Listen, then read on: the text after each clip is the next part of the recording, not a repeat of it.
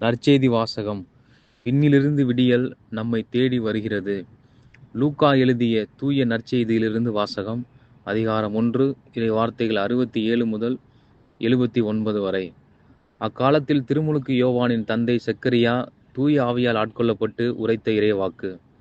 இஸ்ரேலின் கடவுளாகிய ஆண்டவரை போற்றுவோம், ஏனெனில் அவர் தம் மக்களை தேடி வந்து விடுவித்தருளினார்.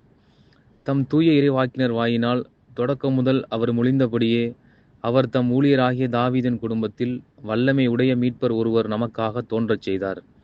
நம் பகைவரிடமிருந்தும் நம்மை வெறுப்போர் அனைவரின் பிடியிலிருந்தும் நம்மை மீட்பார். அவர் நம் மூதாதையருக்கு இரக்கம் காட்டி தமது தூய உடன்படிக்கையையும் நம் தந்தையாகிய ஆபிரகாமுக்கு அவர் இட்ட ஆணையையும் நிறைவேற்ற நினைவு கூர்ந்தார். இவ்வாறு நாம் பகைவரின் பிடியிலிருந்து விடுவிக்கப்பட்டு தூய்மையோடும் நேர்மையோடும் வாழ்நாளெல்லாம் அச்சமின்றி அவர் திருமுன் பணி செய்யுமாறு வழிவகுத்தார். குழந்தாய், நீ உன்னத கடவுளின் இறைவாக்கினர் எனப்படுவாய். ஏனெனில் பாவ மன்னிப்பால் வரும் மீட்பை அவர் தம் மக்களுக்கு அறிவித்து ஆண்டவருக்கான வழியை செம்மைப்படுத்த அவர் முன்னே செல்வாய்.